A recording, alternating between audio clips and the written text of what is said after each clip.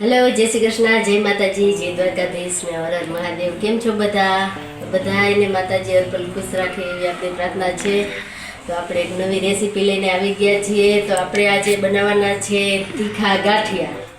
તો વિડીયોમાં બન્યા રહેજો, હું તમને બતાવીશ। તો તમે જોઈ શકો છો આ છે આપણે ચણાનો લોટ, આપણે ઘરનો દરાવેલો લીધો છે। આ આપણે હશે 250 ઉપર હશે। આ છે આપણે ઘરનો દરાવેલો ચણાનો લોટ, પછી આ છે હળદર, આ છે આપણે ખાવાના સોડા, પછી આ છે વઘાણી, આ છે આપણે કાશ્મીરી મરચું, આ છે મીઠું, આ છે આપણે એમાં 1 ચમચી જેટલું તેલ નાખવું જોશે। તો આપણે તેલ લીધું છે। આ છે આપણે સંચો, તો આપણે સંચામાં પાડવાના છે તીખા ગાંઠિયા। તો તમે જોઈ શકો છો। તો આપણે તેલ ગરમ કરવા માટે મૂકી દીધું છે। આ છે આપણે માંડવીનું તેલ ઓરિજિનલ। તો આપણે માંડવીના તેલમાં ગાંઠિયા બનાવવાના છે સંચાના। તો હવે આપણે એક વાસણ લઈ લેશું અને એમાં આપણે લોટ ચારી લેશું। હંમેશા લોટ આપણે ચારીને જ નાખવાનો હોય, કારણ કે આપણે હે ને ઓલા નાના નાના આવા ગઠોડિયા ન થાય ને, એટલે હંમેશા આપણે લોટ ચારીને જ લેવાનો, જો આવા નાના નાના ગોઠોડિયા ન થાય।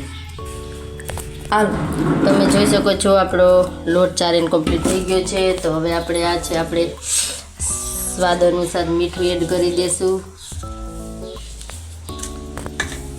તો આ છે આપણે હળદર, તો આ છે આપણે કાશ્મીરી મરચું, આ છે આપણે હિંગ, આ છે આપણે ખાવાના સોડા। તો હવે આને આપણે એક હાથેથી મિક્સ કરી લેશું બધુંય। તમે જોઈ શકો છો બધું, એટલે બધું મિક્સ કરવાનું છે।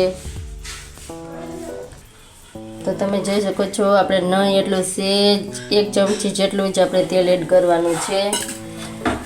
બધું મિક્સ કરી લઈ પછી આપણે એક ધારું પાણી આમાં નથી નાખવાનું, આપણે આમ મિક્સ કરતા જાય। આપણે રોટલીનો લોટ કેમ બાંધીએ એવી રીતના આપણે બાંધવાનું છે।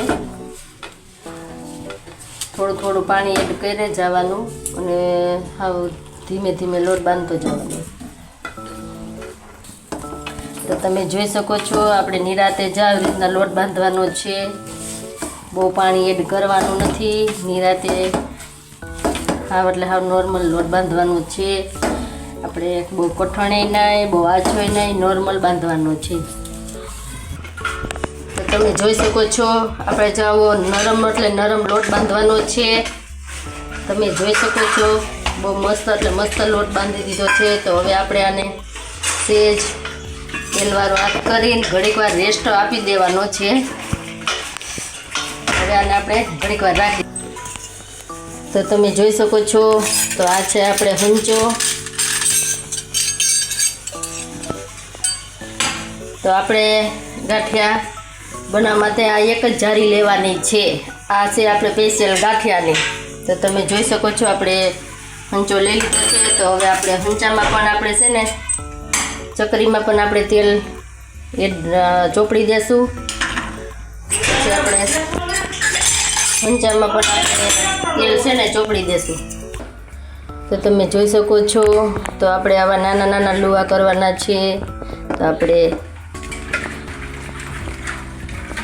હવા ના રહી જાય એ રીતના ખાસ ધ્યાન રાખવાનું છે સંચામાં, નકર પછી આપણે ઓલા ના આપણે અગરબત્તી જેવું ઓલું સેવ જેવું પડે, એટલે ખાસ ધ્યાન રાખવાનું છે।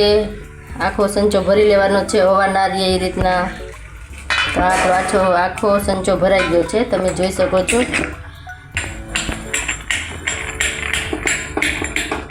આપણું તેલ પણ આવી ગયું છે। તો હવે આપણે ગાંઠિયા પાડવાનું ચાલુ કરી દઈએ।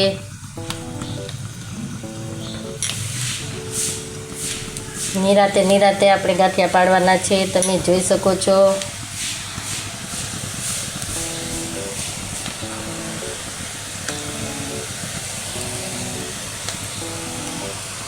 હવે ઊંધો હંચો ફેરવો એટલે આપણે બંધ થઈ જાય છે મસ્ત। તો આવી રીતના આપણે ધીમે સાથે ચડવા દેવાના છે।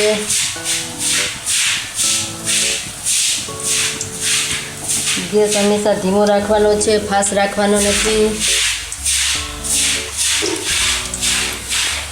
આવી રીતના જ ફેરવવાના છે ને આવી રીતના જ આપણે ધીમે તાપે ચડવા દેવાના છે. જોઈ શકો છો. તો આપણે હવે બીજી વાર પલટાવવાનું છે, બહુ ફેરવાનું છે નહીં. એક દાણ ને આપણે બીજી વારમાં તો એટલે બહુ મસ્ત હમણાં ચડી જશે. આપણે ધીમે તાપે નકર લાલ ના થઈ જાય એનું ખાસ ધ્યાન રાખવાનું છે.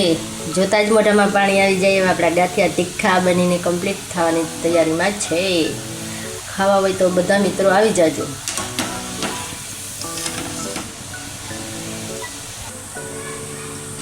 તો આપણા ગાંઠિયા બનીને કમ્પ્લીટ થઈ ગયા છે, તમે જોઈ શકો છો. તો હવે આપણે એક થાળીમાં લઈ લઈએ.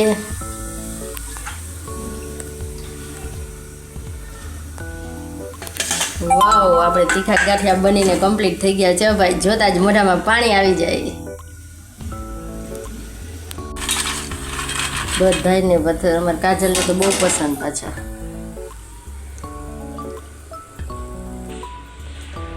તો તમે જોઈ શકો છો આપણે તીખા ગાંઠિયા બનીને કમ્પ્લીટ થઈ ગયા છે. તો જોતા મોઢામાં પાણી આવી જાય. એમાંય આપણે મરચાં હોય અને સાથે ડુંગળી હોય એટલે કાંઈ ઘટે નહીં. અને આપણે ગરમ ગાંઠિયા તીખા બનીને કમ્પ્લીટ થઈ ગયા છે. જો તમે જોઈ શકો છો, બહુ એટલે બહુ મસ્ત બની ગયા છે. તો આ તો આપણો તીખા ગાંઠિયાનો વિડીયો. તમે કેમ બનાવો છો, અમે આવી રીતના બનાવીએ કોમેન્ટ બોક્સમાં કોમેન્ટ કરજો. તો બધાને જય માતાજી, જય દ્વારકાધીશ અને હર હર મહાદેવ. આવજો, ટાટા અને બાય બાય. આવો સપોર્ટ કરતા રહેજો. તમારો સપોર્ટ તો છે જ ફૂલે ફૂલ, પણ તોય સપોર્ટ કરતા રહેજો. બધાને જય માતાજી. આવા નેક્સ્ટ વિડીયોમાં હું તમને મળતી રહીશ. તો બધાને જય માતાજી, જય દ્વારકાધીશ ને હર હર મહાદેવ.